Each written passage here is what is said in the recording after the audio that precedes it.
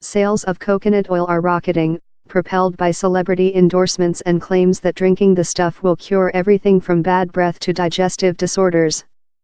Actress Angelina Jolie Pitt is said to have a tablespoon or so with her breakfast most mornings, while model Miranda Kerr says she not only adds it to salads and smoothies, but she cooks with it and splashes it on her skin as well. The health claims that swirl around coconut oil are treated with a great deal of skepticism by scientists. If anything, coconut oil is seen, in the scientific community, as an unhealthy fat. It is very high in saturated fat, 86%, even more so than butter, 51%, or lard, 39%. The reason that foods rich in saturated fats are frowned on is because eating them causes a rise in blood levels of LDL, low-density lipoprotein. LDL is known as bad cholesterol because high levels are linked with increased risk of heart disease.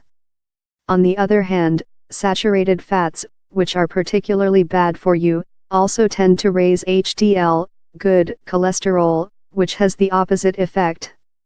It is possible that a particular food can raise overall cholesterol levels, yet still be heart-friendly. So is coconut oil a cholesterol-busting wonder food, as some claim, or is this all dangerous hype? Despite all the sound and fury that surrounds coconut oil, there have been surprisingly few human studies carried out to test specific health claims. So for the current Newsbay 2 series of Trust Me I'm a Doctor, we thought we should help organize a trial. The Trust Me team started by contacting Professor K.T. Kaur and Professor Nita Forohi, both eminent Cambridge academics. With their help, we recruited 94 volunteers, aged 50 to 75 and with no history of diabetes or heart disease, and designed a study to assess what effect eating different types of fat would have on their cholesterol levels. We began by randomly allocating our volunteers to one of three groups. Every day for 4 weeks, the first was asked to eat 50 grams of extra virgin coconut oil, that's about 3 tablespoons full.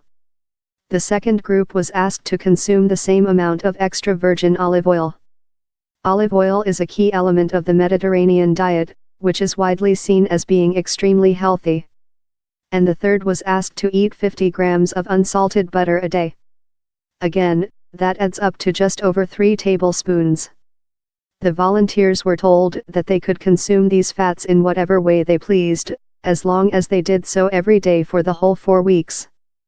They were also warned that, because they were consuming an extra 450 calories a day, they might well put on some weight.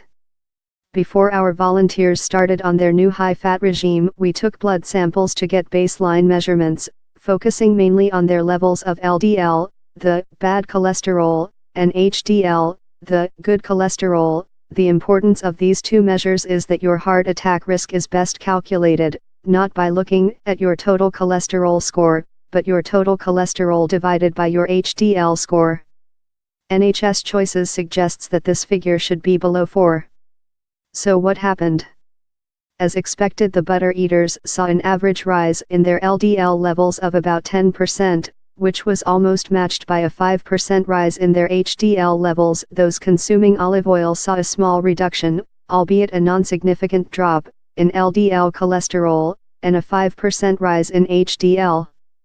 So olive oil lived up to its heart-friendly reputation. But the big surprise was the coconut oil. Not only was there no rise in LDL levels, which was what we were expecting, but there was a particularly large rise in HDL, the good cholesterol, up by 15%. On the face of it, that would suggest that the people consuming the coconut oil had actually reduced their risk of developing heart disease or stroke. I asked Professor Kaur, who was clearly surprised by these results, why she thought it had happened. "I have no real idea," she candidly replied. Perhaps it is because the main saturated fat in coconut oil is lauric acid, and lauric acid may have different biological impacts on blood lipids to other fatty acids. The evidence for that comes mainly from animals, so it was fascinating to see this effect in free-living humans. So should we be hailing coconut oil as a health food? I think decisions to eat particular oils depend on more than just the health effects, she said. This is just one study and it would be irresponsible to suggest changing dietary advice based on one study, however well conducted. This was a very short-term study and compared to olive oil, research on coconut oil is at an early stage. So the claims about coconut oil being a superfood are premature. But if, like me, you enjoy putting coconut in your curries, there seems no very good reason to stop.